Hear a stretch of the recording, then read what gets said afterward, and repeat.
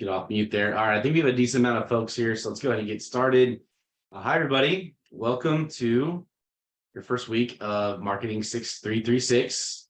This is Marketing Metrics and Analytics, and I'm your professor, Dr. Allison. You can call me Dr. Allison, Professor Allison, maybe just Allison, but that's my last name. But anyway, so glad you guys are here. Just know right out of the gate that we are recording. All live sessions are recorded for your benefit. So you can go back and watch it again to learn the material, or if you're ever not able to make a live session, you're able to watch it afterwards, that kind of thing. So just want to make sure that disclaimer is given that we're recording as of right now. But anyways, welcome to week one, everybody. I'm excited you guys are here. Welcome to the fall term. For some of y'all, possibly welcome to the program. I'm not sure if y'all are brand new to the program. If you're a couple of classes in, these cohorts kind of rotate, but regardless, I just want to always kick off the first night and just say, not just this class, but this program, not just because I teach in it, because I believe in it. It really is a strong program you guys picked to get your master's degrees in. I've been here about 4 years with St. Edward's. I kind of came in when the first year got started this program. And I'm really excited to be here for the, like I said, we're going on my fourth academic year with the program. Because it's very specialized, it's a very unique degree that is in demand, right? So obviously you're here for a reason, y'all know this. Digital marketing is a growing field, and the analytics part of it is also growing, and a much gap in the market for skilled, qualified people to do the analytics. So this program will be very valuable to you, I think, when you get out there and look for those jobs or your current job maybe, and how it can help elevate your career. So very cool stuff.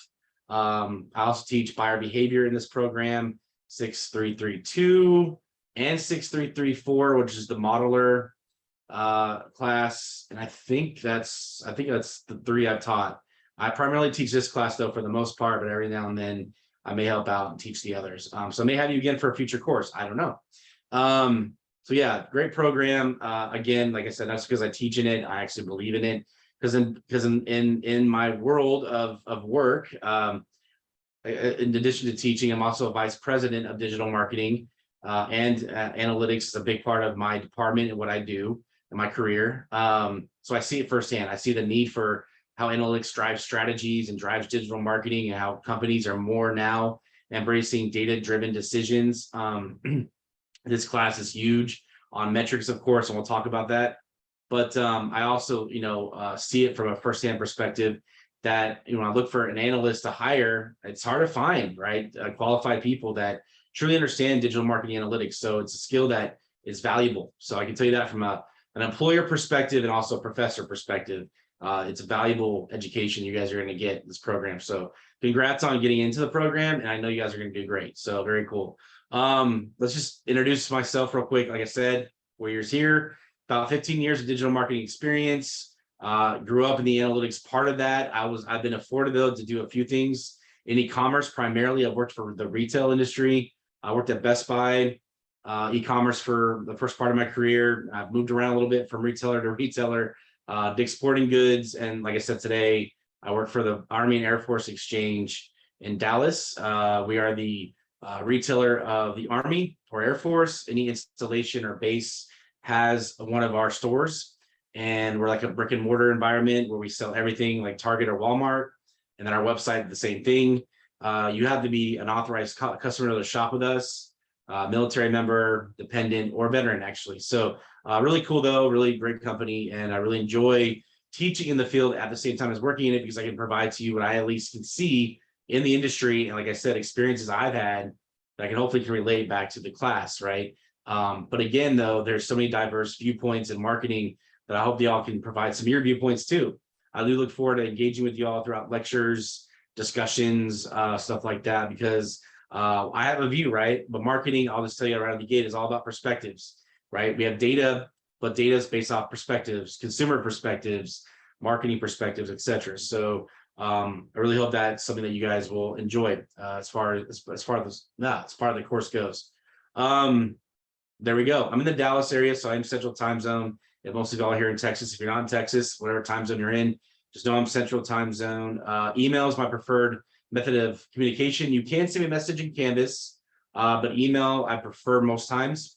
If not, I'll definitely check Canvas regularly as well. So you'll get back from me an answer usually within 24 hours if you send me a message. Probably one thing to keep in mind though, if it's Sunday afternoon and most of our assignments are due on Sunday, I'm not going to sit here and say I'll be able to get back to you right away before it's due. Always try to get to me as early on in the week as you can, or at least by Friday or Saturday with any emerging questions about something. So I give them enough time to give you feedback to, put you in the right direction to do your work. Okay.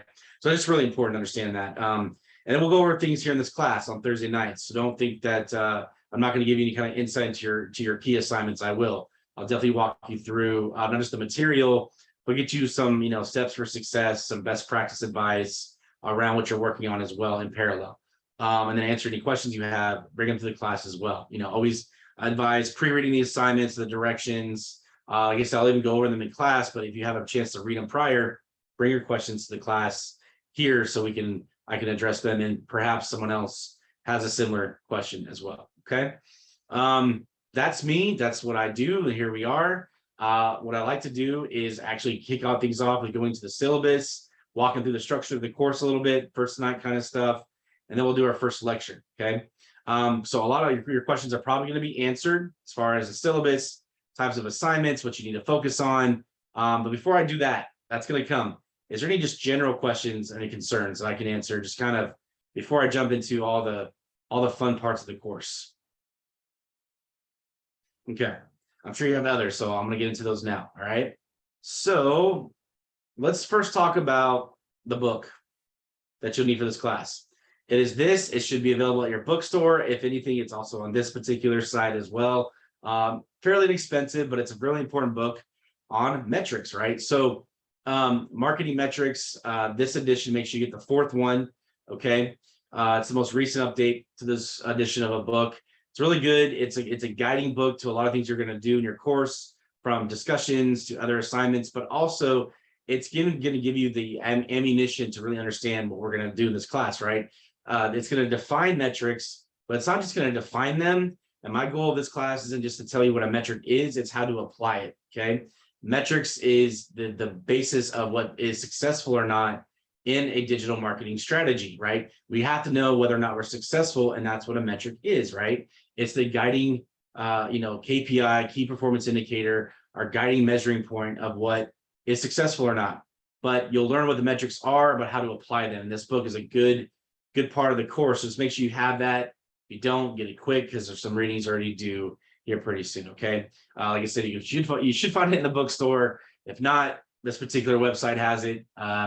And others you could probably find as well. And there's also, I think, e-read editions as well.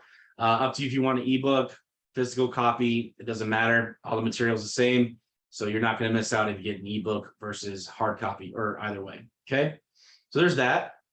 Let's go now to getting started. So all this information, check it out when you can. Key stuff though, syllabus. I'm going to walk through that very brief because y'all are, very capable. I'm sure I've already having read some of this, but just know that I'm pretty straightforward, that the schedule stays pretty set. Nothing really changes. Sometimes you may take a college class, the professor's like, well, we'll see how things go. We're 7 weeks, right? So there's no real way I'm going to change the schedule around on you guys. That's not going to happen. It's structured very tight. In fact, I actually developed this class for the program. So it's very clear path forward. As long as you stay on top of everything week to week, you'll do very well, right? Some of the stuff in this class does build upon each other. So it's important to, like any other kind of analytics or even kind of math class, right? Keep things in a consistent order and make sure you just kind of keep the work going, right? You'll be very prepared each week as long as you keep on top of what you're doing, okay? Obviously, you have deadlines anyways, and that's a part of being in a master's program. All right, so there's the book. The first thing that you're going to do in this class, not the first thing, but one of the primary things you're going to do in this class is become Google Analytics certified. Okay, that's a pretty exciting certification to get. Another thing about this program I like is you guys are going to come out of it with all these certifications. Pretty cool, right? Things to add to your resume and brag about to your employers, and just more stuff you can just frame and put on your wall at home. But this class is going to get you Google Analytics certified. So what we're going to do in a parallel path to material that I'm going to teach you and that textbook I talked about, you're going to read, and some other case studies, you're going to do training for Google Analytics. Okay. It's done through Google directly. It's all free. All right. It's a free certification and it's a free training academy. So the training academy, these links are very important to keep bookmarked, right? This first one, the Google Analytics Academy, is we're going to do all your training week by week up until towards the end, okay, of the class. At the end of the class, you'll actually take the certification exam, which is that link there. And later in the module where you turn that in, I believe it's week 5, you will have that link there as well. So there's plenty of places to find these links. And then as we go each week, I'll remind you where this information's at. But your primary link for a while will be this academy training. I'm going to show it in a minute. And towards the end, you'll need this link, to take the final certification. So the Google Analytics Academy, you need a Gmail account. So if you don't have one, you just got to create one. St. Edwards will work though, because we're tied with Gmail. So use your St. Edwards, I advise that, but you're welcome to use your personal one. If you have one, it's not a problem. You just have to have a Google kind of email account, but St. Edwards, that will work. So you can use your email with the school. You register with Google Analytics, go to the website, it takes just no time to register. It's free, like I said. And you're taking in this training of this, in this class, the beginners portion here and the advanced portion here. Now, these others are free for you to take, and they're not required for this class, nor are they required for this certification. Okay. So the Power Users, 360, the Data Studio, Tag Manager, if you're interested in that stuff, go for it. That's up to you. But for the course, for a grade and for your own certification, you only need to take the beginners and the analytics. And I've got it structured in the class where you're going to take multiple units throughout the terms. Is there a question in the chat? Let me see. Oh, no problem for the person who wrote me that message. It's fine. Okay, so Google Analytics for beginners, there's 4 units, okay? You'll take each unit. Each unit's kind of self-paced on your own time. I'd say on average, you're going to spend about an hour to an hour and a half a week in Google Analytics training. Okay, so make sure you have that time devoted to it. But it's as you go, right? It's like there's videos, there's modules. It's pretty intuitive, pretty straightforward. The beginners portion too is just all getting you acclimated with the look and feel of Google Analytics. What does the drop-down menu here mean? What does that mean? What does that module mean? Okay. But you're not just going to do it on your own. I'm going to actually spend time each class tonight, a little bit, not as much as future weeks, actually going in and demoing the analytics with you as well in the classroom. So part of the live sessions will be a lecture, PowerPoint, material, some education, and then actually some demoing, right? So I'll walk around and show you some things that you're learning as you go in the training academy. So I give you my view and actually kind of relate it to maybe actual strategies or experiences I've had. Sometimes I just kind of make up stuff on the spot. When I say make it up, I've lived it, but it's like I got to remember in the moment, right? I've got a handful of examples I always use, but sometimes we're like, oh yeah, there's this one time I analyzed this about the website or a customer, and I'll come up with stuff on the whim, but they'll be realistic things, so don't worry. Anyway, so that's that beginners portion. Your syllabus will guide you on your calendar, right? So it's just pretty straightforward. The academy training, okay, you'll have each week a unit to do, all right? So in the first 4 weeks of the course, you're doing the first, I'm actually going to take a step back, time out. You're only doing the advanced section of Google Analytics. I apologize. The beginners has already been taken. So I need to take a step back and say, you're only doing the advanced portion of Google Analytics. That is my error for saying that to y'all. I apologize. It's been a bit since I taught the class. Okay. So you're going to do the advanced portion because you should have already done the beginners portion in a previous course. But let me ask a question real quick. Has anybody not taken the beginners portion of Google Analytics before in this program or period? Let me ask that question. Any concerns about not having taken the beginners portion of the Google Analytics? Okay. So we should be in good shape to then take the advanced. So that's my apology. I was getting mixed up with another course. It's the advanced only. So with that said, you should be registered and gone through the beginners portion. The advanced portion is what you're now going to take, which is the units 1 through 4 of the advanced portion here. So this will make more sense now.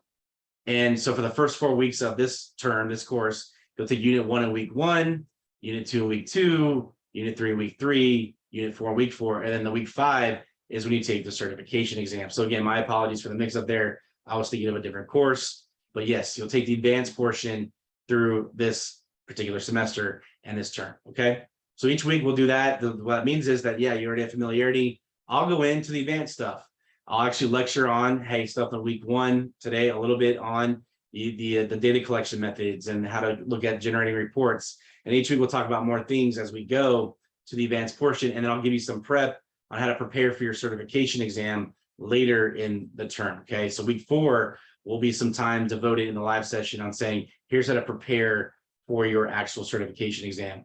Quite frankly, the certification exam, no one I've ever had teaching this class and I've seen has ever had to retake it or fail it the first time. I've had a high success rate of every student passing it. Now to pass it, I think all you need is a 70%. So with that said, though, I'm not sure if every student got 70, 95, 100%, but to actually get your certification, you need that 70%. Everybody's passed it. It's a pass, no pass kind of thing, right? And you turn in for the class for some points and you're good to go. Okay. So that's the Google Analytics part of the class. It's a big part of it. We'll talk about it in our live sessions as well, demo it, and we'll look at some case studies for other classes as well, which kind of relates back now to this other part of your assignments, which is case studies. Okay. You're going to have a few case studies to read from Google Analytics itself, assigned ones that are from the Google Think Google site, where the real companies who have leveraged Google Analytics in their companies. And what do they do? How do they do it? What are the metrics they evaluated as well? What do they learn from using analytics to drive their marketing or web e-commerce strategy? So that's important to know that we're going to relate that back with what you're learning as well. These case studies will tie closely to the content you're learning on the types of analytics that we're covering that week. Okay. Like for example, there'll be one on segmentation.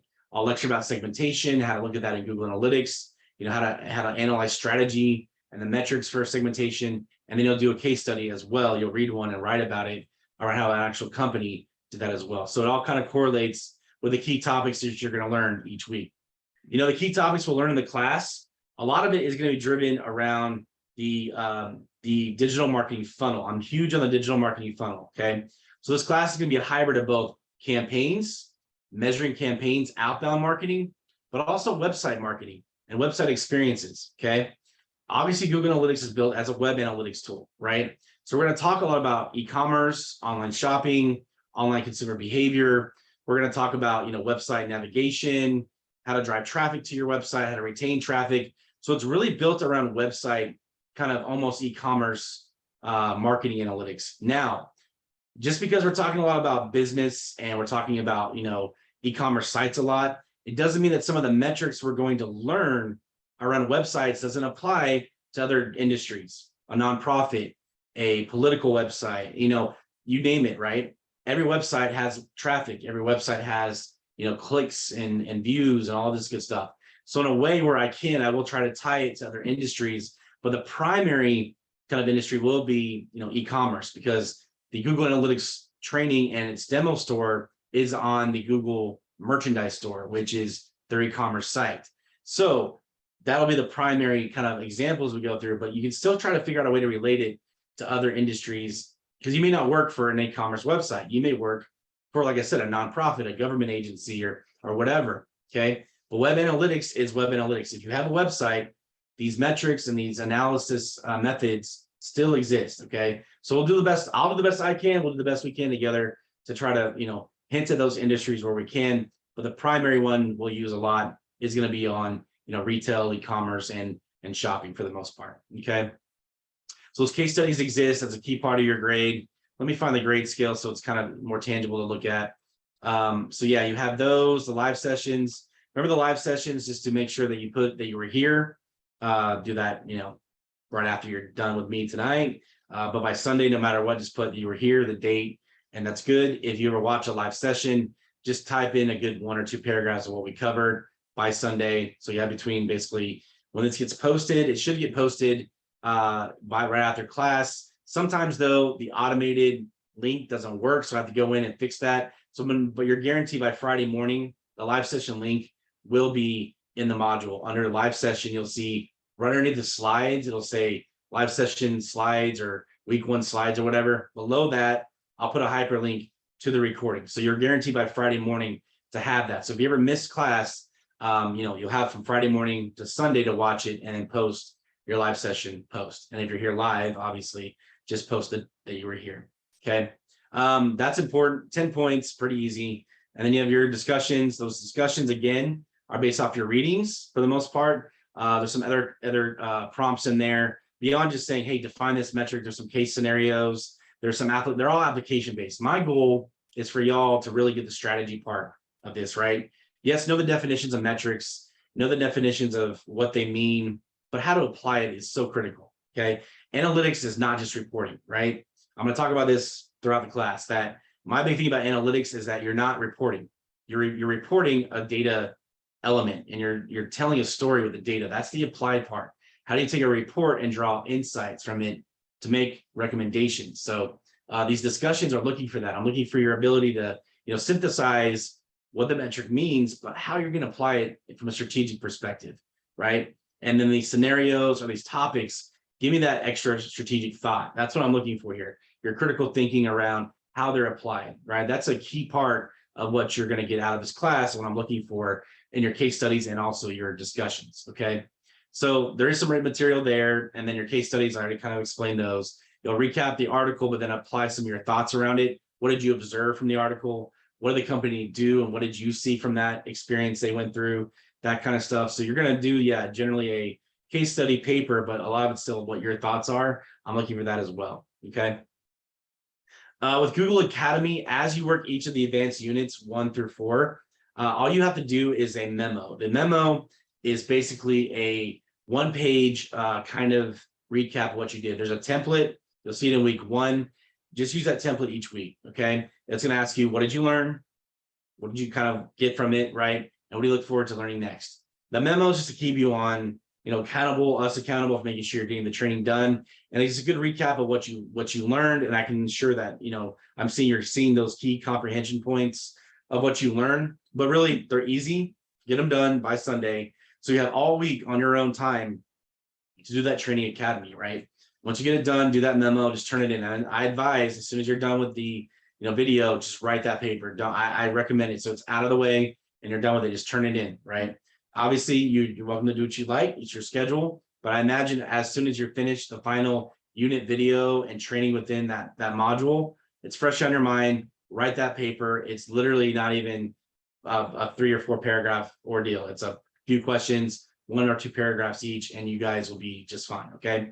But it's good, and it's a good way to keep you guys, balanced to get your Google Analytics units done. And then you'll do your certification at the end.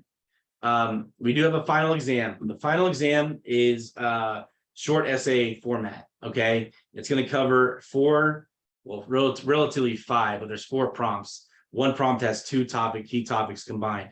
But throughout the class, we're going to have, a variety of different types of marketing analytics that we're going to look at, and you're going to talk about 4 of them, 4 or 5 topics in 4 prompt essays, and they're short essay format based on scenarios and putting you in the driver's seat of, hey, here's a scenario, here's a strategy. As the analyst, how would you approach it? What metric, because it's a metrics class, right? Would you apply to this strategy and why? Why is that the right measurement for this particular thing? So we'll go through that later in the course.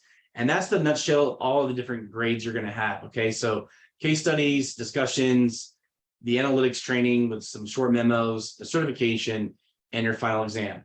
So each week you'll have basically some kind of Google Analytics training to do, a case study, discussion, and then later on you'll have your certification and final exam. So every week you'll have a reading assignment, a case study, and then also a, when I say assignment for reading, you'll have something to read and your Google training, okay? So it's kind of a 3-pronged course, if you will, of activity.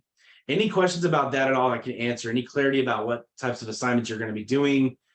I just want to make sure that night 1, that if there's any concerns, I can address them right now. And feel free to speak up. You guys are welcome to chime in. I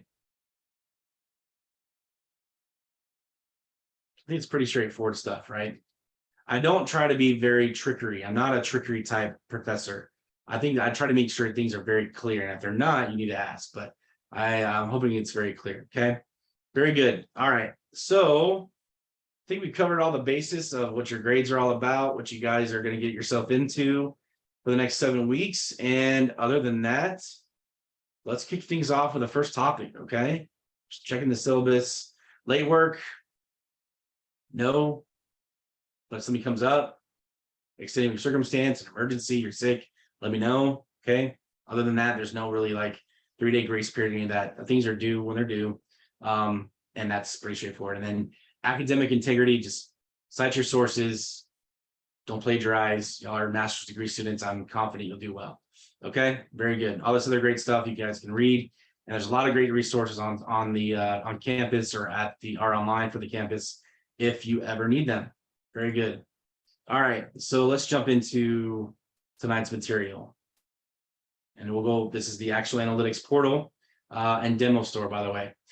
So let's get into tonight's material and really kick things off with the agenda of just, hey, what is web marketing metrics all about anyways? Like what's important about it? We'll talk about that, right? Yeah, it supports decision-making, but how we do it is what we're going to talk about.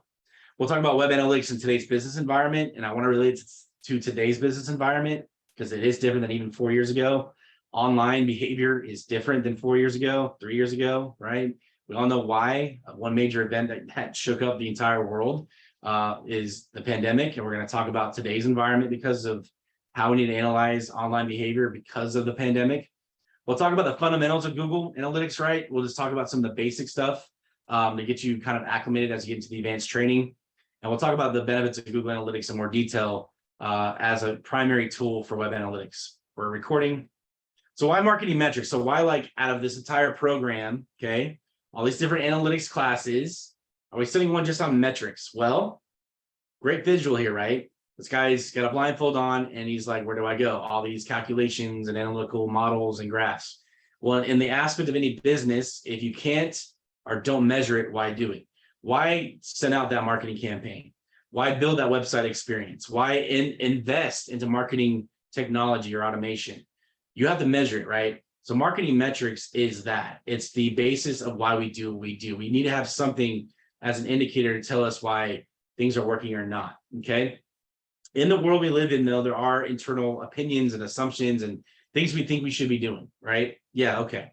But analytics is supposed to support those decisions with data and things that really can drive, true validation of our thoughts and our opinions internally, okay? So for a metric to really make its, stance, it has to be a powerful understanding why that metric exists. There are so many metrics, though, okay? Not every strategy is just off sales or the word conversion, obviously, or profit. If you're a for-business company, yes, you're trying to drive a profit, of course, but your primary objective of a particular campaign or digital marketing strategy is not just going to be about profit in the very first instance, right? Sometimes, for example, you need to build critical mass or a customer base to even get to that profitability. So your primary metric in that strategy is what? Acquisition or customer traffic or something around that arena, okay? So what you're doing here is what you're trying to figure out is in what part of your strategic, plan or what part of your operations of digital marketing campaign planning is what metric important to that particular time and place, okay? And that takes a lot of skill and time to identify that. We always think it's all about bottom line profitability, and that's all we're going to focus on in our analytics. We're going to miss out on all this other data elements and all this other behavior insight that allows us to understand how to make it better for each part of the customer experience and funnel. Okay, so that's why we're here. That's why this course exists, is to not just educate in all the different terms and all that, right? It's how to apply and understand, where do we build in our critical thinking to identify the right metric at the right time. So, but in its nutshell, yes, it defines a specific measurement of performance in a marketing activity, and it does define success or failure, right? So are you successful or are you not, right? That's the whole thing. And metrics are fluid. Metrics aren't always finite. We can change our metric if our strategy changes, which I'll talk about here in a little bit. But some common ones you guys have heard about, right? You guys know about these, just being in this program and also out there in the business world. Customer satisfaction and value, okay? Absolutely. Very important in marketing analytics, especially in websites, because we have a lot of, data around where people are going, what they're doing, do they like our site or not, right? We can get that directly or indirectly. Customer satisfaction is not always just reading a survey. Now it's part of it, a survey and saying, hey, they rated us 1 out of 5 and they rated us whatever, 3, and that's satisfactory, whatever. That's part of it, but it's also about assumptions and directional insight to say if we have people leaving our site more often than people coming and staying with us and buying product, right? There's a lot of metrics in what I just said, then the satisfaction is low, or it's high because we're getting a lot of people to buy. But the question is, why are they satisfied or why are they not, right? That's kind of qualitative. So what I like about digital marketing analytics in general, in a class like this, is you can take qualitative and quantitative and bring them together, okay? Financial analytics is really quantitative, right? Supply chain analytics, inventory supply chain, and managing your budgets for supply, all that stuff. It's quantitative, and that's fine. Very, very, very numeric driven, very numeric value driven. What I like though about marketing in general is that you got a lot of this qualitative stuff, but the qualitative it merges that with quantitative and tells a story, right? So yeah, are we still going to look at market share and profitability? Yes, we're going to talk about that because that's part of it, right? Marketing is driving a qualitative experience for customers to drive their behavior to do something quantitative for us, right? And that's to make a profit, or that's to make some kind of return on investment, which is the next one here. These are just classic examples of classic metrics that you guys obviously I'm sure have heard of before, right?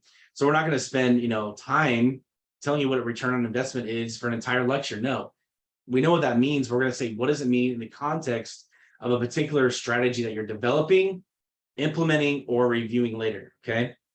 So the external metrics are definitely going to be your outbound stuff, everything that's qualitative for the most part.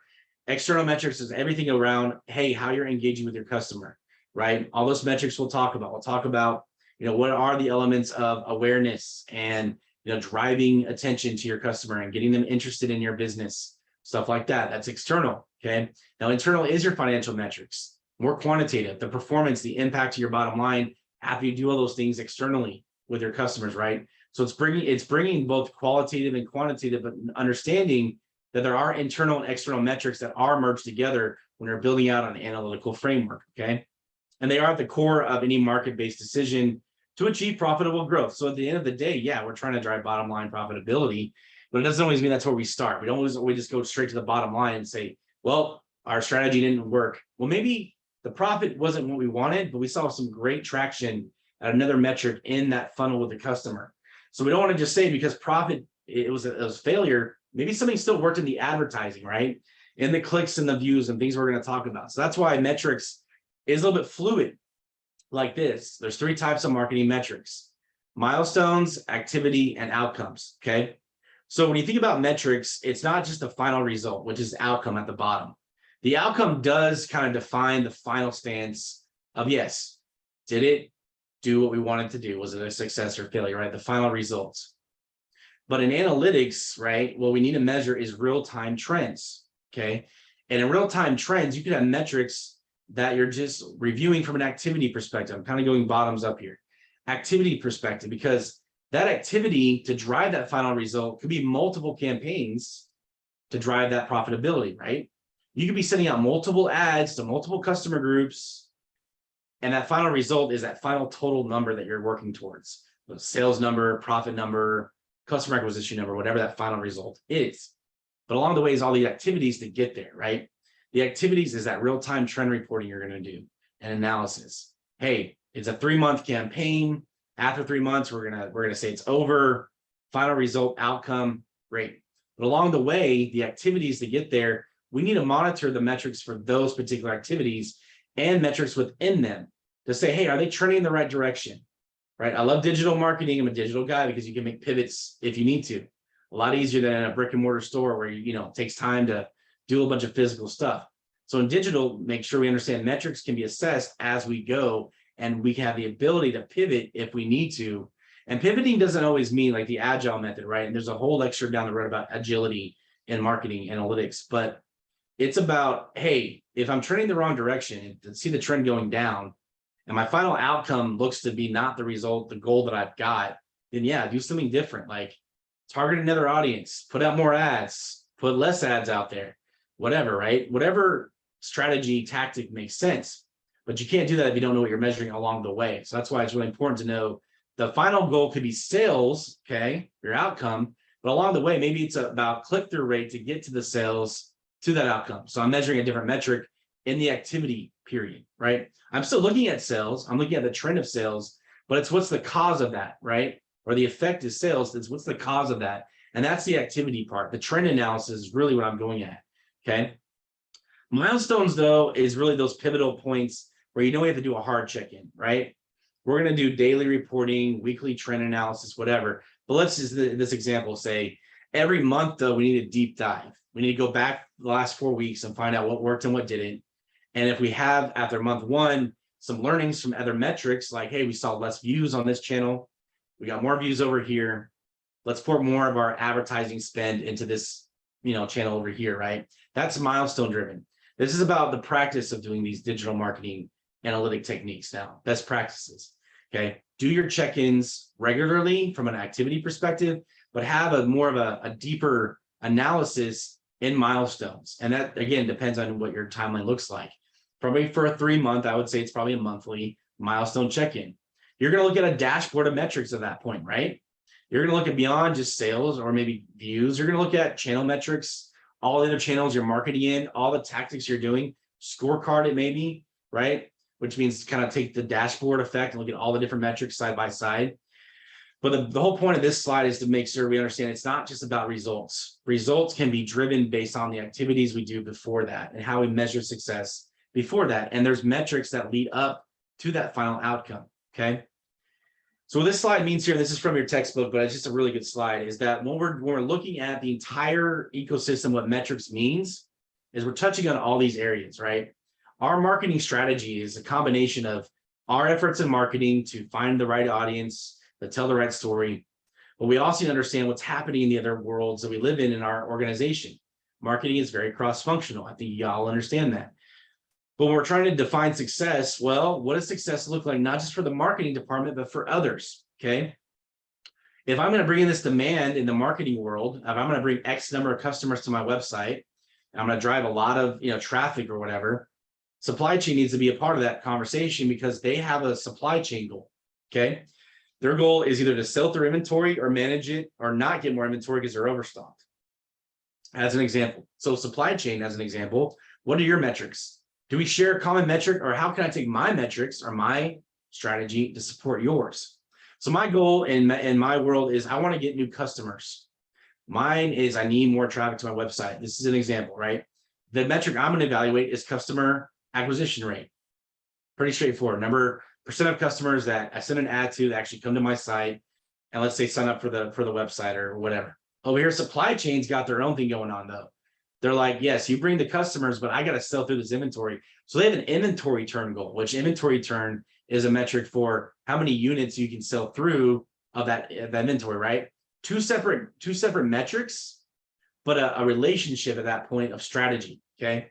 So we take our metrics of marketing that we know we want with them and bring it together. Because that's why this diagram is it's a shared kind of mentality that metrics have separate goals in certain departments, but they should all unify to a common strategic organizational objective, right? We both win if we work together. So first off, be very cross-functional no matter what you do in digital marketing analytics. But this diagram kind of gives that though. It gives you the sphere of all the different connection points we've got. We manage everything in all these realms of metrics. Metrics exist in profitability. Kind of going around the wheel here. I'll read a few of them. We're going to drive profitability. We're going to drive channel management, right? What channels to invest in and what channels not to invest in. Should I put more money into Facebook ads versus YouTube? Should I spend more time on my website or my mobile app? Stuff like that. We have the power as analysts to influence decisions on that. Pricing, is it all about pricing, right? Our metrics on pricing, what do we do with our pricing strategy? It could be just about that. Do we have the best price? How do we make the best price? How do we become profitable, but still drive a promotion, which is the next one to drive that demand? There's a whole lecture later in the course about promotions and promotional planning, okay? Advertising metrics, channel metrics, finance, all that good stuff. So again, we have a great opportunity as marketing analysts and a class like this especially to influence more than just advertising, okay? Advertising is part of it, but we can influence so many other things in an organization. The products being developed, what customers want out of their products, right? What are they saying about the quality of the products for product development? We can do things for supply chain, like I talked about earlier, all types of things. So this kind of world, this kind of, thing that we're looking at here of this solar system, I'm making this up right now, marketing metrics, is that you could be at any point in your analytical journey in any one of these areas. And by the way, you're probably doing multiple campaigns at any given point for multiple different strategies. So you have to be on top of your game as an analyst to know, hey, all right, I'm over here working on this strategy. Here's what I'm measuring. And over here, I'm doing something completely different. It's a different strategy, right? Different metric. So you got to make that balancing act is really critical.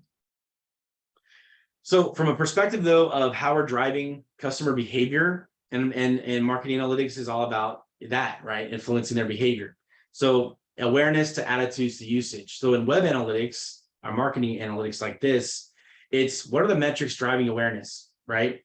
What is the things I need to measure to make sure customers even know who we are? How do I, if I'm a startup company, as an example, make sure I rank high on Google? What's that awareness factor? Well, that's an SEO metric, right? Search engine optimization. Or SEM, if I'm paying for ads on SEM, okay? So the awareness has all kinds of metrics just in that part of the funnel. This is a funnel approach we're talking about. Then attitudes is, right, a little bit different. When I've done my advertising job, I've evaluated that measurement, I've done my job there, let's say it's going well. Then I've got now attitudes, right? The reaction to the marketing, okay? How customers respond to the marketing elements. Is it a design thing? Is it a marketing message thing? Or if they're on our website, is it a functionality thing, right? Think about shopping on a website. It's not just about the banners and how great the site looks. It's, can I find what I'm looking for? Can I navigate the website? Is my search working well, right? Or is the search working well? Can I find what I'm looking for there? So we're going to talk about some of that stuff, the shoppability, the functionality of websites in this class, because that's what Google Analytics is going to help us do. It's going to tell us, where customers are going, how they're looking for things. So that's attitudes based, right? Customers have attitudes towards what they're doing. And that's either reaction to the marketing element, or it's going to be the reaction to, hey, this is a really convenient, seamless shopping experience, or man, it's clunky and I don't want to shop on this website. And I've loved websites purely because the ad was great. It got me there. But if I can't figure out where I'm going and where this stuff's at, and I'm just confused, I go, right? It's that kind of thing. So we can absolutely, in a class like this, measure performance of a website functionality as well. And then usage. So we want to analyze our customers' usage, of course, right? We want to know who our most loyal customers are. So we're going to spend time talking about customer segmentation, loyalty, all this stuff. So we're going to cover a lot of ground in this class saliently, because yes, we only have so much time every week together, but we're going to touch on all of them because, again, you don't know at what point in a strategy or marketing campaign you're going to need to analyze certain areas. Because once you send that campaign out there, you have to see what happens. The ad may be great, but the website experience that they're taking them to may not be.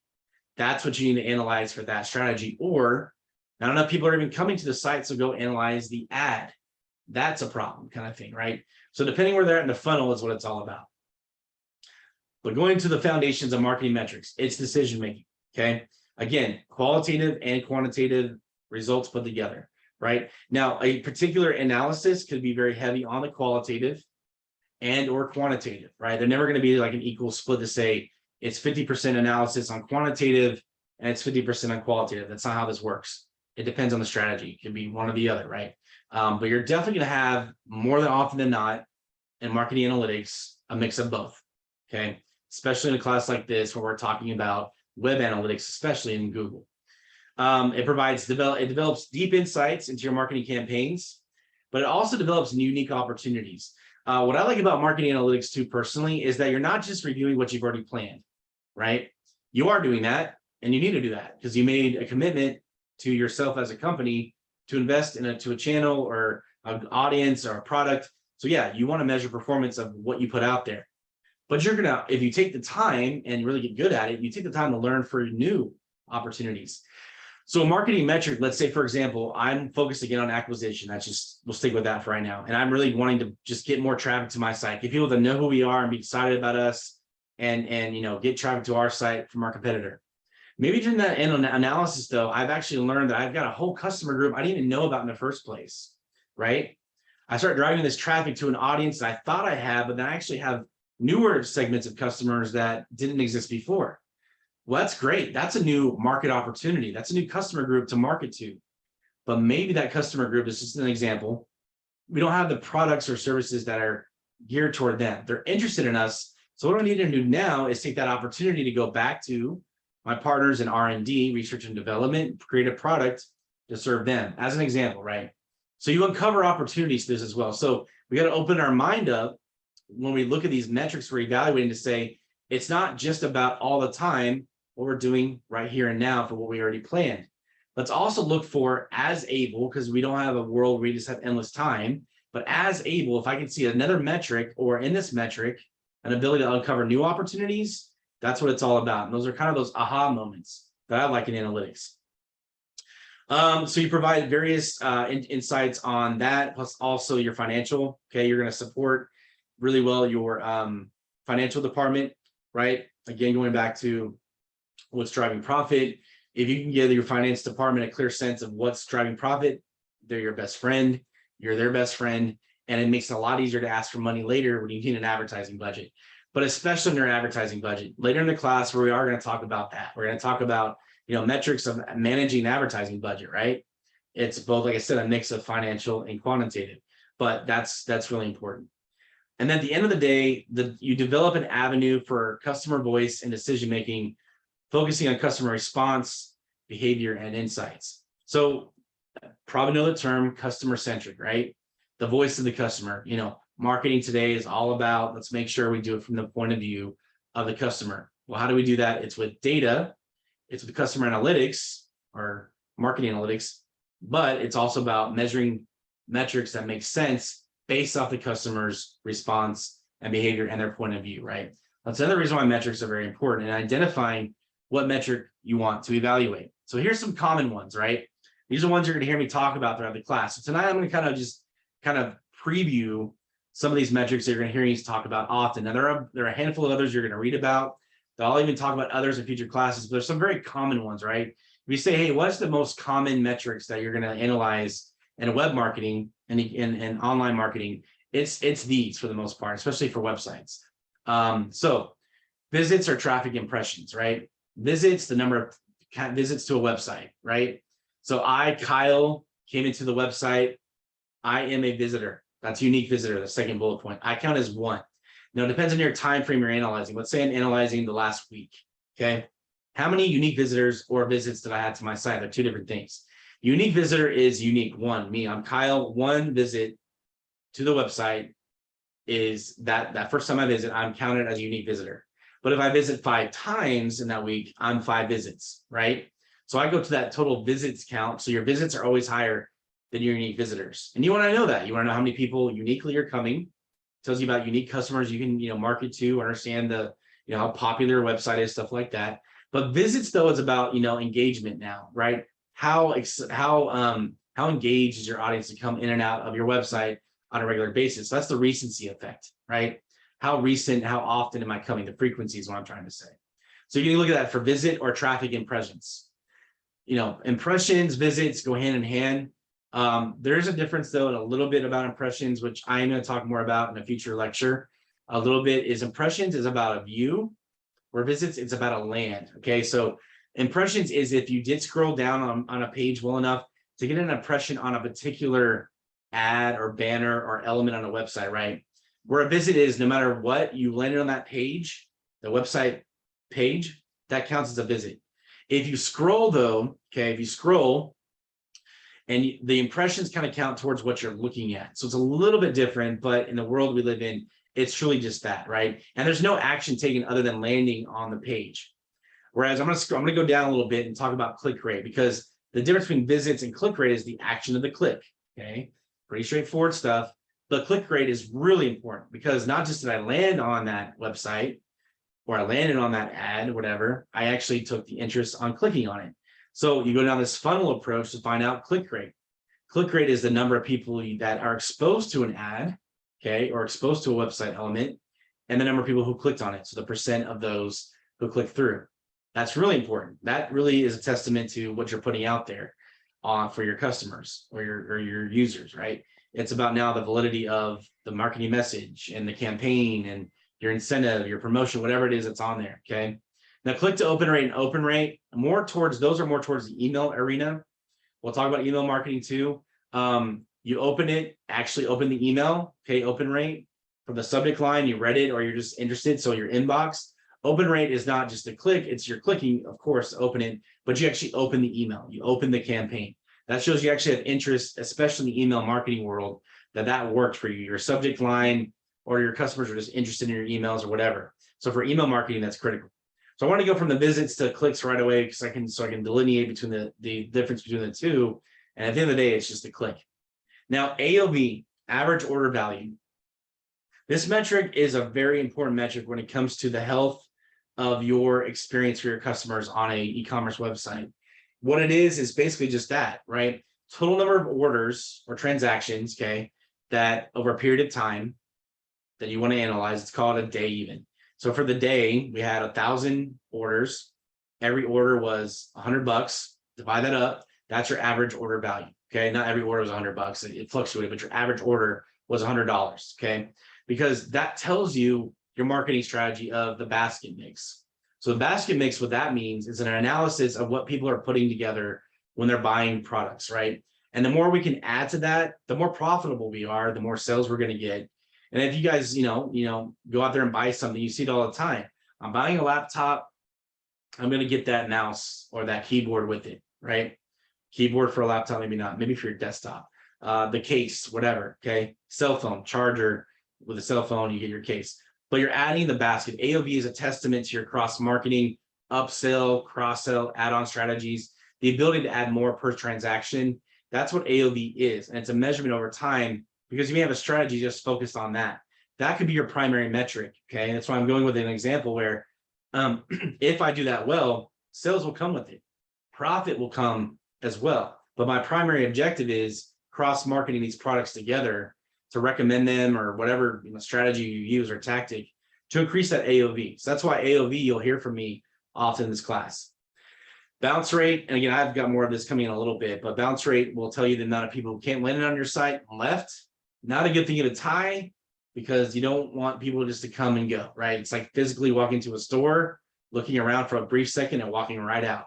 Not even going down the aisle, not even considering to buy anything. You're just, nah, I'm good, I'm out. That's what bounce rates is, right? I bounced. And then lifetime value, every customer lifetime value metric is very important if you're talking about how to scale customers, loyalty to you for a period of time. And then conversion, the golden metric, which we'll talk about in a moment, okay?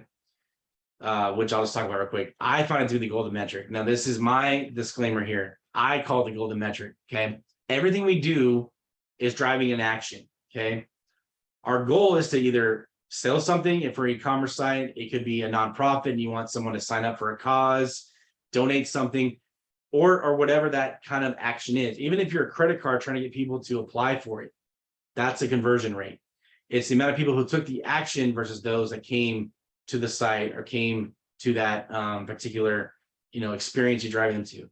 I find that to be the golden metric because that's the final end of the funnel, right? Everything else from awareness and getting someone excited about what you got going on or interested in evaluating your products or services all the way through the end to make a purchase or whatever action is conversion. That's the golden metric, but not the only metric though, is what I'm trying to say.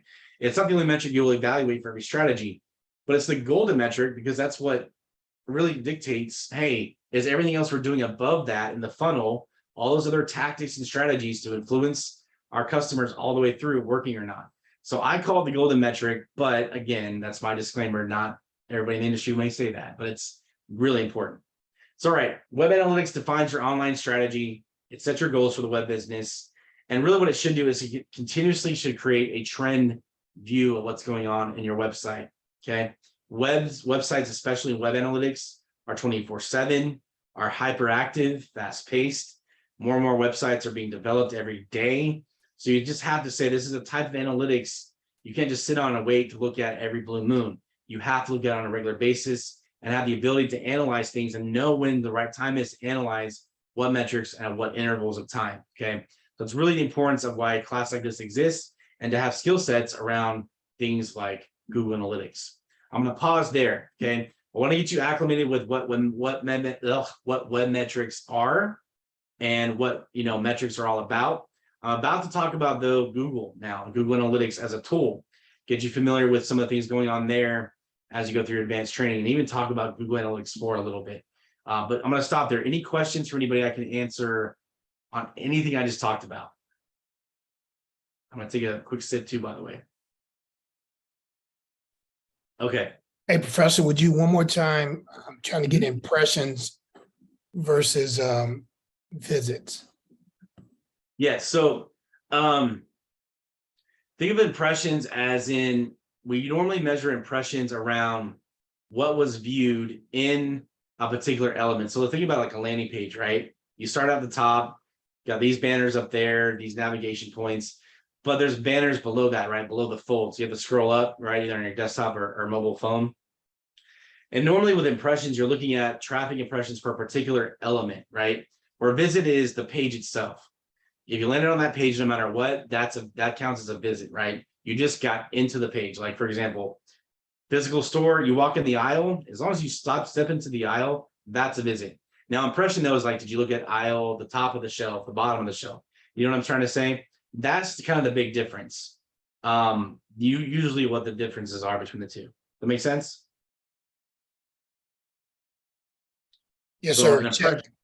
yeah, good, very good. Yeah, it's a good question though. But again, though, some I hate to say it like this, but some, I should say wrong, because again, it's an organizational thing of where you work or who you talk to.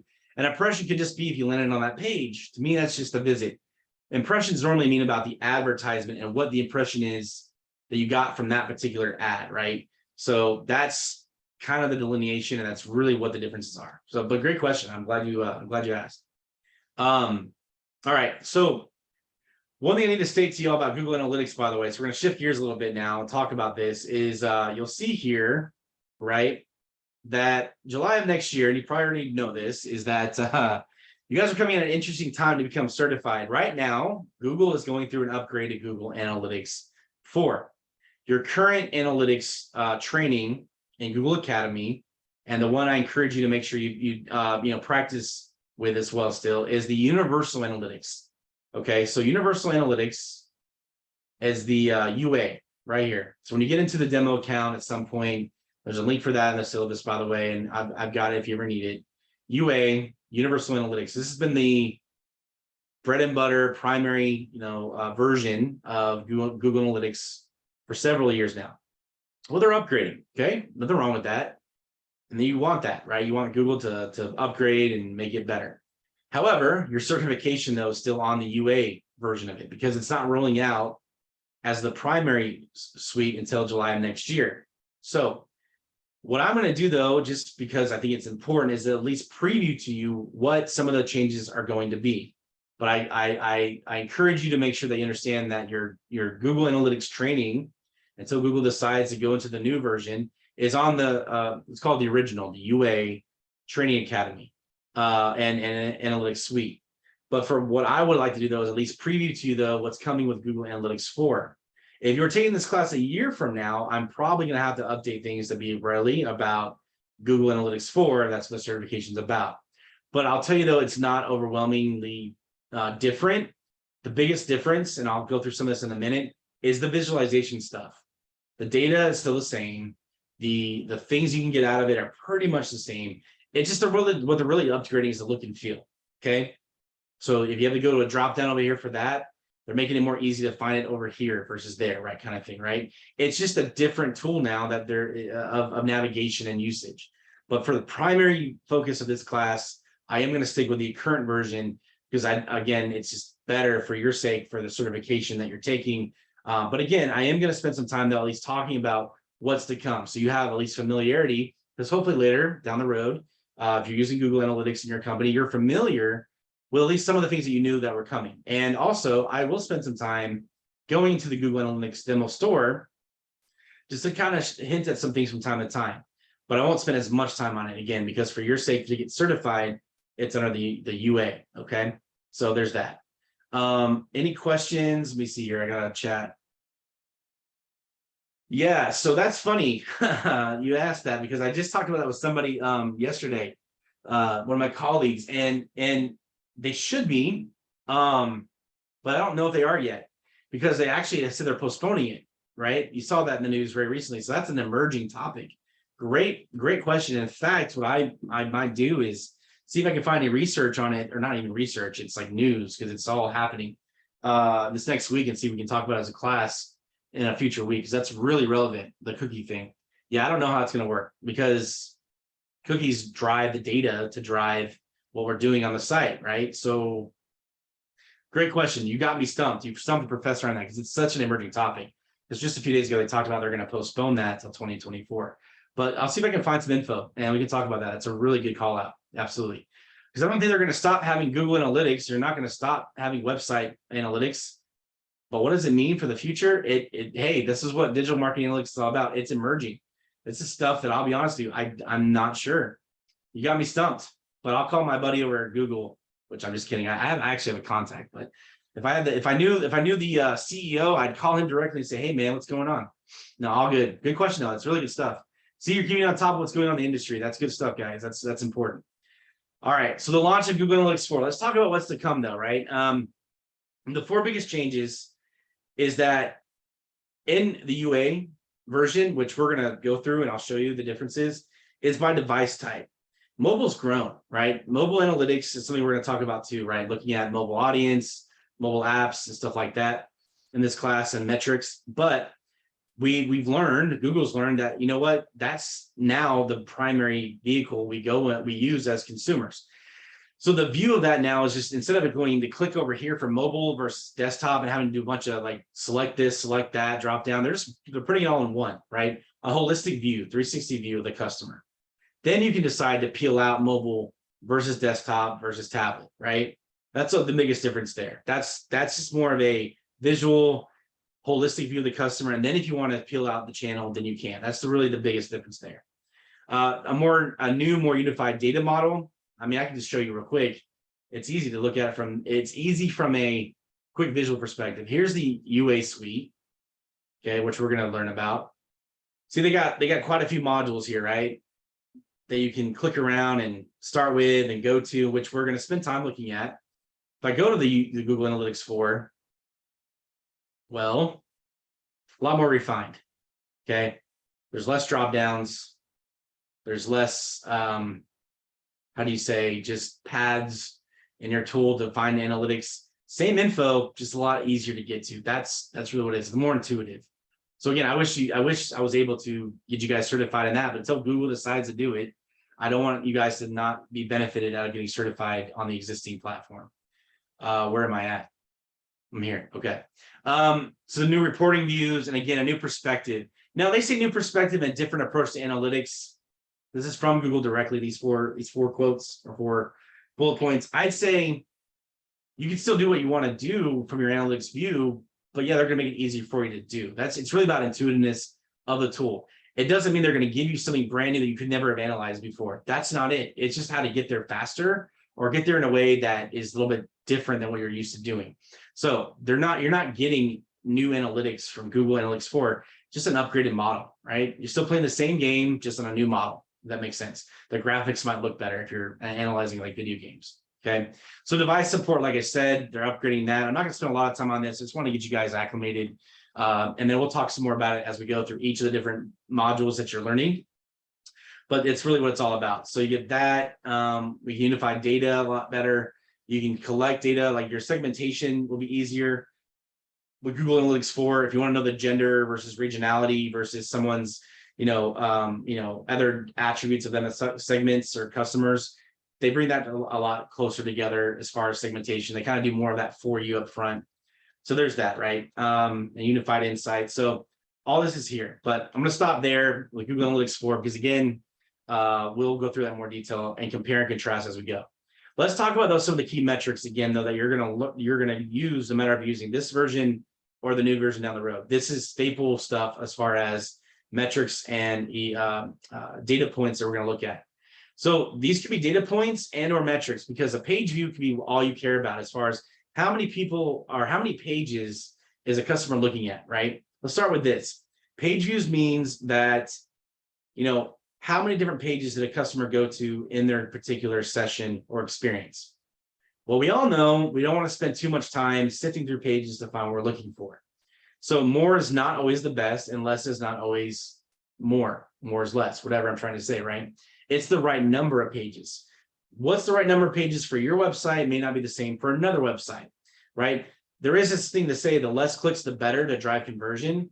Yes, because you don't want to go get someone down a rabbit hole of a website experience and never find what they're looking for and be confused and leave. But it doesn't mean you make it so not clear for them what they're doing that you just have less pages and they're trying to find more information, right? You always have this element of like the right balance, okay? So page views is a total number of pages viewed by a particular customer or segment of customers over a period of time, right? So you can analyze that down to the hour if you wanted to, but generally you'll do a day, a week, a month kind of thing. Because what it does, it really is about your navigation. It's about your website experience as far as how deep down you need to go to bring that customer through a journey for them to convert, right? Think about when you're shopping for something and you're trying to find what you're looking for, and the taxonomy is an example. Taxonomy, let's go to Target. Let's have fun and go to Target, right? So I'm landing, here's my visit, number one, and this category, right? The taxonomy, this right here is a lot of analysis for e-commerce sites, right? Page views is starting with, hey, I first started on the home page, then I went to grocery as an example. Well, grocery, I picked grocery deals. This is its own web page. Then I clicked on this peach, real time, great looking peach, right? This is another page now. It's a view that I just clicked on that was at 3, I think. But it's a matter of, all right, if I've seen enough pages go through and I'm still driving that conversion rate, great. But page views could be too many pages and I don't have that conversion I'm looking for. So page views is really critical around that. Now, it's not just about this, is called taxonomy, right?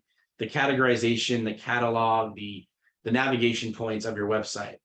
The other thing about page views that's important as a metric and or data point is that if your advertising is taking you to what page, okay? You don't have to drive everybody just to your homepage if you're a digital marketer. You probably spend a lot of your advertising taking them to the homepage, right? But let's say, for example, it's back to school season, Target's sending out an email blast or social post. Why take them just to the homepage? Why not take them straight to the back to school page? This page is the first destination of that marketing campaign, right? So my page view count starts here. So what I'm analyzing is maybe not just the categorization, but now the advertising technique to find out, did bringing them here first make sense? Probably, I would say innately it makes sense, but did it or did it not is your analysis question, right? And then from here, how many customers landed here and how many page views did it take the average customer to finally buy something? Because when I do get here as a strategy, I've got ready for school, but I have all these different categories now exposed to me, right? How is school supplies going to do in page views versus backpacks? How is backpacks going to do versus electronics, etc., right? The deals button, whatever. So all these elements are decided upon because there's, promotions, there's particular categories that just make sense to promote. But there's a decision though on the hierarchy of this page as well, right? Somebody at Target, and a group of people decided, let's put up the categories first versus particular items and promotions below that. Well, why is that? Probably, hopefully, Target web analysts are looking at saying, you know what? When we drive people to this landing page, as an example, the best strategy is to put up the categories and these tiles or these circles. I call them tiles, but circles. And what that means is that we've done our analysis that in the past when we've done this, customers really resonate with this, and there's the page view count equates to a higher conversion rate in this particular experience is where I'm going with this. So it's not just again about, hey, how we label things and where stuff's at in this navigation point. It's about the ads as well. So you're kind of solving for a few different scenarios of customer journeys. Are they navigating? Are they clicking around? Or are they being drawn in by an outbound advertisement to the site? So just an example. So that's page views. And there's other scenarios too, right? That you could go with. And by the way, if they actually bounce around, we've all done it, right? Let's say I go to this lunchbox and I go to this classic shape and I click here. I'm like, I want this one. I don't want that one. And go back. That's a page view, by the way. Even going back to the one before, okay? It's about that. It's about how many times you're even going back and forth to navigate. And by the way, the more back and forth you've got, the worse of a problem you have, because you don't want people to get so confused they don't want to at least, eventually find something. But there's people who browse, there's people who are going to take their time and evaluate, and that's okay too. So the engagement is what you're looking at, right? Engagement is a keyword that you're going to use in a class like this and in marketing in general, but especially on websites, because most actions are basic for the customer, right? They're browsing, they're clicking, they're viewing, but we want to know, where is that engagement at, right? I want to know where on my website of all these pages, okay, is retaining or acquiring or selling the most product or driving the most engagement, right? Now it ebbs and flows. A site like Target, the website I work for even, is going to be volatile depending on many things. Of course, there's also category stuff like seasonality, what's in demand for certain things and reasons. That's part of it, but it's also to fit the needs around what I even expose on a homepage for all the different elements I've got, right? The homepage is the number one spot that people go to on a website, but there's hundreds, if not thousands of other pages we still have to manage and figure out what we're going to look at to drive, awareness and traffic with multiple campaigns at any given point. With all the different campaigns we can send to our customers, we need to know page views, especially, and the engagement rate we're getting for our mix of marketing that we're doing. If we have a category that's not driving a lot of awareness, a lot of page views or clicks even, we don't want to spend our time there as much as the ones that make money for us, right? But we also are a target, and we're a marketer, and we want to give everybody a shot, all these categories at trying to get exposure. But you have to balance that though, right? You can't just send the low performing category all the time. You want to create awareness every now and then balance the frequency. So these all kind of relate on that core metric of page views and impressions earlier, like we talked about. So your engagement stat, your users, the user metric is all about, the engagement as far as how often. The RFM model, if you guys took that model or class yet, if not, you'll analyze that quite a bit. But RFM is recency, frequency, and monetary. So how often and how much customers visit us, right? Well, we want to look at a straightforward dashboard like this to find out the total number of users on our site in a given certain period of time, right? So for this example, this week, the website had 15,000 total users, right? Okay, cool. But we can look at new though. All right, wow, this is pretty impressive for this actually example. 12,000 out of 15,000 are new. That means we're driving a lot of new traffic to our site, and that's pretty exciting. But, is that what we're going for or not is the question. And also when you look at it from a trend perspective, maybe I want to compare this week over week. I had 15,000 this week, 17,000 last week. Why did I have more traffic last week or not is the question, right? Was there a different campaign? Did something happen? Did we, run out of inventory of a certain promotion, et cetera, et cetera? And a lot of the time, think about Black Friday, think about Cyber Monday, right? Peak season for retailers. It's about daily demand, even hourly at some point, right? How many users are on our site at 8 a.m. versus 4 p.m. look drastically different. So those Amazon Lightning deals that you see, or those hourly deals or whatever, those hour deals are really time sensitive.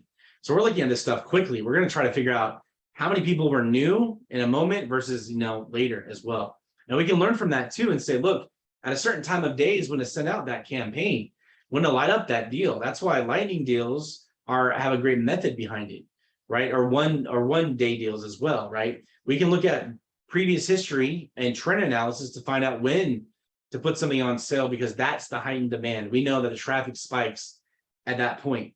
The only way you're going to know that is looking at usage and looking at user type data like this and analyzing it for future strategy based off historical. Now there is predictive modeling as well, but we'll talk more about that later. But if you're looking at descriptive analytics, that's what it's all about. Okay. A lot of what you're doing in web analytics too is descriptive for the most part, because you're trying to look at a combination of trends and multiple views to tell a story about your customers. Okay. So I could take this view and go further, by the way. I mean, you could look at ads, you could look at, channel sources, things we're going to look at later, but I'm just trying to get you familiar with the basic of know that users versus new users is very important, and unique visitors as well. Let's see here. Where did my slide deck go? Oh, it's right in front of me. I thought I was in the Google Suite, excuse me. So there's that. For the sake of time, I will skip that because I kind of already explained why knowing new users versus users is important from a traffic perspective. Now, conversion. Okay, like I said, I find it to be the golden metric Everything we do drives that. Okay. Now, the biggest thing in Google Analytics is you're going to see the term conversion rate is on just about every dashboard that you've got. Okay. And that's good. You want that, but they do it from a sales perspective. Most of the time, conversion rate is based off a sale. Now, though, a conversion rate is just a ratio of something occurring. You can build a conversion rate in Google as well around signups or something, like I said before. So it's not sales related. You can build within Google, and you'll learn this in the advanced training, building a custom metric, meaning a customized metric that you'll have to manually enter around whatever action you want. So if you want it to be just about, hey, applying for a credit card if you're a finance company or a bank, signing up for, I don't know, an activity, an event for some kind of event plan you're doing, great. Build those elements, build those custom dimensions and metrics in Google Analytics. That'll be a future class. But conversion, though, is that golden metric that we're trying to evaluate. And what Google can do for you is allow you that flexibility to do that. And again, we'll learn that in a future course around that. In the Google Analytics Suite and Google Analytics 4, events is the new name coming to Google Analytics 4. So just kind of a preview there. An event, though, is just the action you're looking to take. Conversion rate is still going to be in Google Analytics, but they're changing the name to event. But that's something that you don't have to be concerned with as far as your certification, but just know that's coming. An event is the action being taken. Now, it's beyond that, though. An event could be watching a video as an example, right? Filling out a form. Watching a video is not necessarily a conversion rate, right? And it's an event, it's an action, okay? But we care about this stuff. We want to know how many people watch that video, right? As an engagement tactic. We spend a lot of time in a lot of websites building video content, getting video content. Video is critical to websites, right? And even social media now, of course, we absolutely know that. TikTok is popular for a reason. YouTube has always been popular. But even video content, we got to manage, right? How long is it, right? Do we get a decline in views because it was 10 minutes versus should have been 2 minutes, right? The link, the content, whatever. So we can measure that success as well with the number of people visiting and the number of events played of that video, right? So if you're managing the media team, you're going to want to partner with your web analyst or marketing analyst to find out, all right, what is the measurement of success? And that's probably the event tracker that we're looking at. How many people are looking at it, how many times that generates some kind of either conversion or engagement with that particular medium, okay? So that's really important.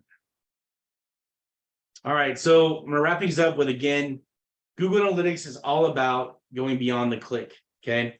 We wanna know more about the journey of our customers. We wanna know who they are, right? We can get a lot of great demographic data with them. We're gonna talk about customer segmentation, I think in week 4 or 5. And we're gonna spend a lot of time understanding that segmentation, as we all know in marketing, is critical, but from a Google Analytics perspective and a website, we capture a lot more data than just advertising. Advertising, you do capture, the click, right? Like I'm saying, but once they're on your website, they start navigating around, they start browsing, they start viewing different things. You learn more about their behavior on a website than you do just on an advertisement you're sending. Now, don't get me wrong, campaign marketing or campaign analytics and advertising analytics is great for segmentation. But if all you're looking at is the clicks and the views, it doesn't tell the full story.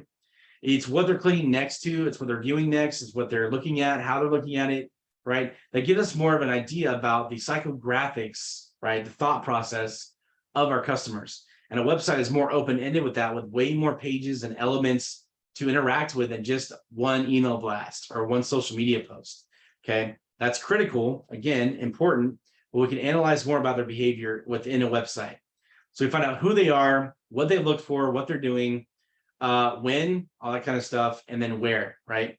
Even when we get down to geography, we get down to if you're an international business, hey, do you have a technology you need to even translate the product, right? Do we need to invest in something like that? There's functionality of technology we may need to invest in, right? Do we need to invest into augmented reality? That's an investment. It costs money, right? Do we need to invest into 3D technology, whatever, right? Do we need to get into the metaverse? I mean, companies are evaluating now, do I need to get into this metaverse thing? It's emerging. Do I need to get into NFTs, right? All these buzz terms you're hearing, what does it start with? It starts with the foundation of what do your customers want? What are your customers going to like? Does it make sense for your customers? Does it make sense for your users? The only way you're going to know that is if you know the basics of the analytics you can look at from a foundational perspective. Then you build more advanced analytical methods and you say, yeah, there's an investment here to make. Because of the amount of people going to our website, interacting with this category or interacting with that on a repeat basis, if we elevate that experience with an investment in new technology, then we have our case there to be made around that investment. But if you don't analyze it, if you don't look at the measurement of performance, you can never say there's a justification later to buy that great new AI or that augmented reality or that the robotic stuff that's out there, right? All that stuff costs a lot of money. I know that. And that's why I've always been asked, Kyle, how are we going to know if this is successful or not? Well, I'm not going to promise you that we're going to make profit right away, but we will get a return on our investment. And the way I know that, it's going to take time for our customers to get acclimated with it. They're going to use it. And I know that based off historical data, because they know they like our site for these reasons, et cetera, right? So that's why Google Analytics gives us that deeper understanding of our audience beyond just advertising. It's part of it, but we can find out more about their traits, their characteristics of their behavior based off clicks, views, navigation, all that. Okay. And then lastly, page by page, I talked about that. And then we can also look at session quality. Now, session quality means, you're right, how satisfied were they from beginning to end of their experience? And at what point did they stop? And then at that point they stopped, why, right? Because we're not all going to visit a website and just buy every time we go. That's conversion rate. Conversion rate is 3-5% in e-commerce. I'll say that now. So that means 95% of the time, most of our visitors are not buying something. And that's fair because we're all, traffic, browsing, blah, blah, blah, passive shopping. However, though, session quality means how can I make that experience better? And what is it? And where are they stopping in that journey, right? The page by page, the clickstream analysis. We're going to learn how to do all that in this class, but how to get to that point to say, this is where the detour is. This is the roadblock that this set of customers, or even all of our customers are, that we need to fix. The advertising is not good. The website functionality is not good. Shoot, it can be as simple as getting to the checkout process and the credit card activation is not working. Simple as that. It's not good. It's not simple, but it's a simple analysis, right? Well, that's what I'm saying. The session quality, where is the quality control out of our website experience?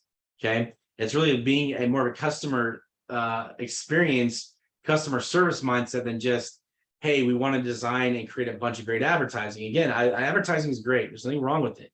But in a class like this, so we have to understand, where are we going to take our customer? How far can we take our customer? And then what can we do to make sure they don't stop, right? And influence them to keep going. Okay, guys, that's about all the time I've got for Google Analytics. These are just good case studies. Read them if you like. They're just good examples of about what they've done with Google Analytics to drive some ROI or drive some KPIs, right? So I'll let you read those, because what I really want to talk about lastly is data privacy real quick and data integrity, right? You can't have metrics without the data being quality, right? So in this world we live in, the cookies question you gave earlier was fantastic, because we are at the mercy though of these laws, okay? So the GDPR and the CCPA, the General Data Protection in the EU and the California Consumer Privacy Act are just two examples of legislation, regulation that we're at the mercy of in analytics. Our metrics are defined based on the success of the data we can capture.